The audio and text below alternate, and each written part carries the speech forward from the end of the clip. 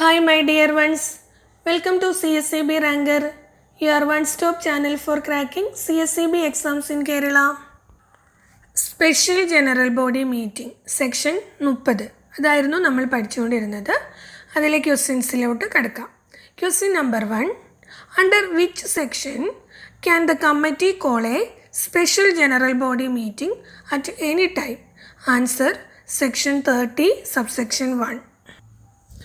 Managing കമ്മിറ്റിക്ക് ഏത് സമയം വേണമെങ്കിലും സ്പെഷ്യൽ ജനറൽ ബോഡി മീറ്റിംഗ് വിളിക്കാമെന്ന് പറയുന്ന സെക്ഷൻ ഏതാണ്? Section 30, subsection 1. Question number 2. Within how many days must a committee call a special general body meeting after requisition from registrar or prescribed members? Answer, within 1 month. Section 30, subsection 1. രജിസ്ട്രാറുടെയോ മെമ്പേഴ്സിൻ്റെയോ request പ്രകാരം special general body meeting വിളിക്കണമെന്നാവശ്യപ്പെട്ടാൽ എത്ര ദിവസത്തിനുള്ളിൽ special general body വിളിക്കണം എന്നുള്ളതാണ്. എത്ര ദിവസത്തിനുള്ളിലാണ്? Within 1 month, ഒരു മാസത്തിനുള്ളിൽ അടുത്ത സ്പെഷ്യൽ ജനറൽ ബോഡി മീറ്റിംഗ് വിളിക്കേണ്ടതാണ്. Question number 3. If the committee does not call the meeting as per section 30 subsection 1, who can call it? Answer, the registrar or an authorized person as per section 30 subsection 2. Section 30 subsection 1 പ്രകാരം special general body meeting committee വിളിച്ചില്ല എങ്കിൽ ആരാണ് ആ committee വിളിച്ചു കൂട്ടുന്നത്? ആ general body വിളിച്ചു കൂട്ടുന്നത് ആരാണ്? രജിസ്ട്രാർ അല്ലെങ്കിൽ രജിസ്ട്രാർ ഓർഡർ ചെയ്തേക്കുന്ന വ്യക്തി, ഓതറൈസേഷൻ കൊടുത്തേക്കുന്ന വ്യക്തി ഈ special general body section 30 subsection 2 പ്രകാരം വിളിക്കുന്നതായിരിക്കും. Next, question number 4. A meeting called by the registrar under section 30 subsection 2 is deemed to be whose meeting? Answer, a meeting called by the committee. Section 30 subsection 2 പ്രകാരം registrar order ചെയ്തേക്കുന്ന വ്യക്തിയോ meeting വിളിച്ചു കൂട്ടിയാൽ അത് committee വിളിച്ചു കൂട്ടുന്ന special general body meeting പോലെ തന്നെയാണ് കണക്കാക്കുന്നത്. Question number 5. Who has the power to call a special general body meeting at any time irrespective of section 30 subsection 1 and subsection 2? Answer, the registrar or authorized person. Section 30 subsection 3. Section 30 subsection 1ഉം 2ഉം പ്രകാരം special general body വിളിച്ചു കൂട്ടാനുള്ള അധികാരം ആർക്കാണുള്ളത്? ഇത് registrar അല്ലെങ്കിൽ authorised person. രജിസ്ട്രാർക്കോ അല്ലെങ്കിൽ registrar authorise ചെയ്തേക്കുന്ന വ്യക്തിക്കോ ആണ് ഈ 30(1)(2) പ്രകാരം സ്പെഷ്യൽ ജനറൽ ബോഡി വിളിച്ചു കൂട്ടാനുള്ള പവറുള്ളത്. അത് അങ്ങനെ രജിസ്ട്രാർ വിളിച്ചു കൂട്ടുന്നത് സെക്ഷൻ 30 സബ്സെക്ഷൻ 3 പ്രകാരമാണ്. Question number 6. What business can be transacted in a meeting called under section 30 subsection 4? Answer, all business under bylaws and any special business mentioned in the requisition.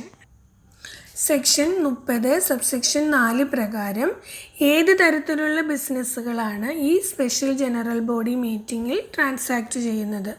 ഏതാണെന്ന് ചോദിച്ചാൽ all business under bylaws and any special business mentioned in the requisition. Bylaw പ്രകാരം അനുവദിച്ചേക്കുന്ന എല്ലാത്തരം ബിസിനസ്സിനെ കുറിച്ചുള്ള ചർച്ചകളും ഉണ്ടാകാം. അതുകൂടാതെ സ്പെഷ്യലായിട്ട് എന്തെങ്കിലും റിക്വസ്റ്റോ ഉണ്ടെങ്കിൽ അതും ഇതിൽ ട്രാൻസാക്റ്റ് ചെയ്യുന്നതായിരിക്കും. Next, section 31. Nominees of government on committee of an apex or A central society. ഒരു അപ്പെക്സ് അല്ലെങ്കിൽ സെൻട്രൽ സൊസൈറ്റിയുടെ കമ്മിറ്റിയിൽ ഗവൺമെൻറ് നോമിനീസിനെ വയ്ക്കുന്നതിനെക്കുറിച്ച് പറയുന്ന സെക്ഷനാണ് സെക്ഷൻ 31. Section 31 subsection 1.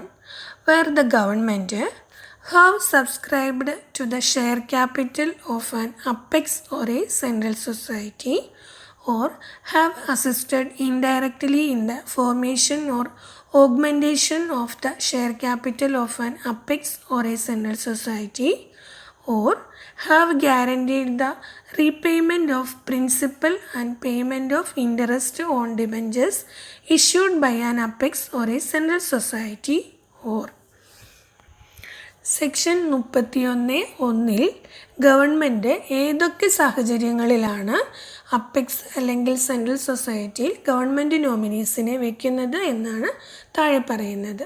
ഒന്നാമതായി പറയുന്നു, ഒരു അപ്പെക്സ് അല്ലെങ്കിൽ സെൻട്രൽ സൊസൈറ്റിയുടെ ഷെയർ ക്യാപിറ്റൽ ഗവൺമെൻറ് സബ്സ്ക്രൈബ് ചെയ്തിട്ടുണ്ടെങ്കിൽ ഗവൺമെൻറ്റിന് നോമിനീസിനെ വയ്ക്കാം. ഒരു അപ്പെക്സ് അല്ലെങ്കിൽ സെൻട്രൽ സൊസൈറ്റിയുടെ ഷെയർ ക്യാപിറ്റൽ കോൺട്രിബ്യൂഷനിലോ അല്ലെങ്കിൽ വർദ്ധിപ്പിക്കുന്നതിലോ പരോക്ഷമായി ഗവൺമെൻറ് സഹായിച്ചിട്ടുണ്ടെങ്കിൽ അവിടെയും നോമിനീസിനെ വയ്ക്കാം. ഇനി പറയുന്നു, അപ്പെക്സ് അല്ലെങ്കിൽ സെൻട്രൽ സൊസൈറ്റി പുറപ്പെടുവിക്കുന്ന കടപ്പത്രങ്ങളുടെ മുതലിൻ്റെ തിരിച്ചടവും പലിശയും ഉറപ്പ് നൽകിയിട്ടുണ്ടെങ്കിൽ, അതിന് ഗവൺമെൻറ് ഗ്യാരണ്ടി നിന്നിട്ടുണ്ടെങ്കിൽ അവിടെയും നോമിനേഷന് അർഹതയുണ്ട് ഗവൺമെൻറ്റിന്.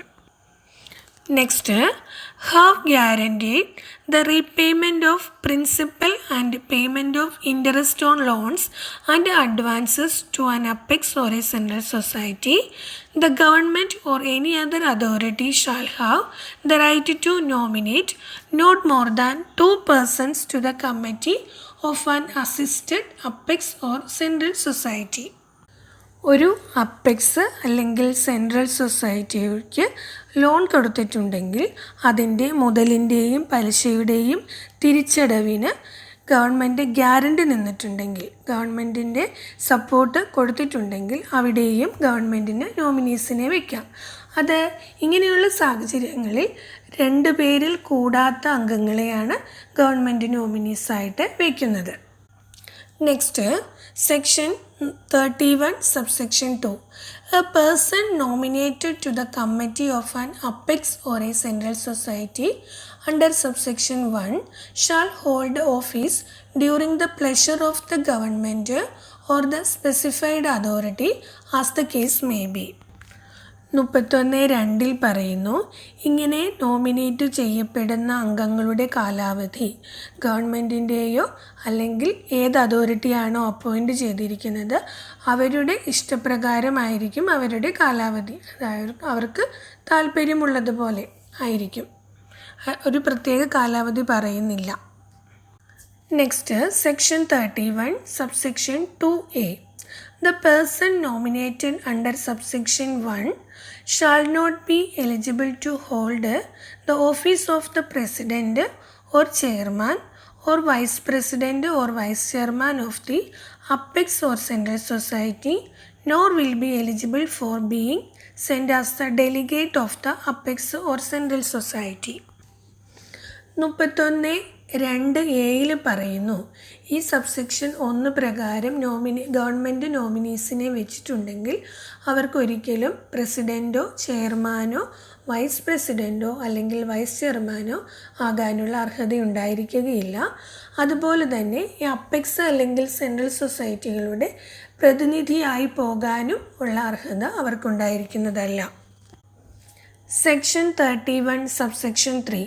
A person nominated to the committee of an apex or a central society under subsection 1 shall not take part in the discussion of any no confidence motion or vote on any such motion.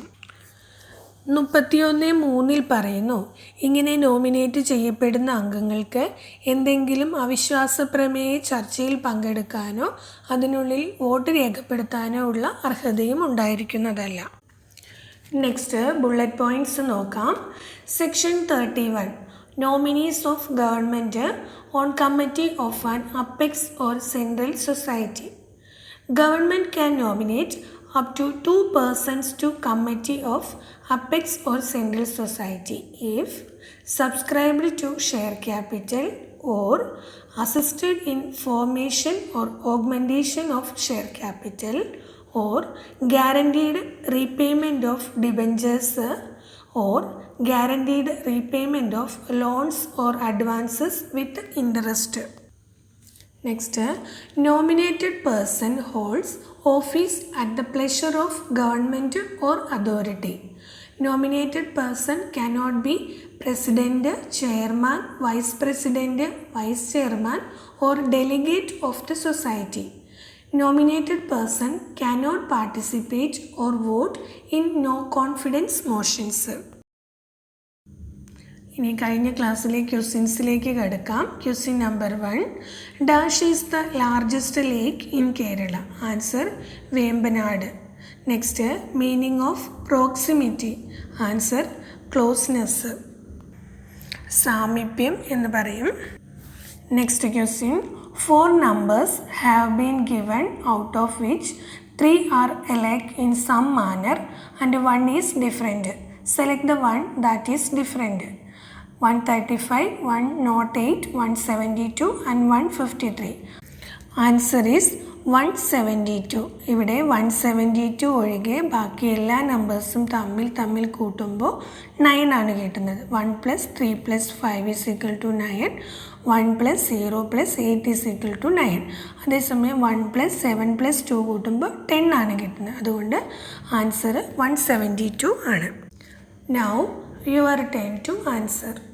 Question number 1, dash is the first Western style college in India having been established in 1815.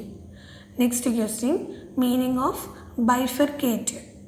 Next, if rush is coded as 66, then how girl is coded? Leave your answer in the comment box and stay tuned for the next episode. Thank you.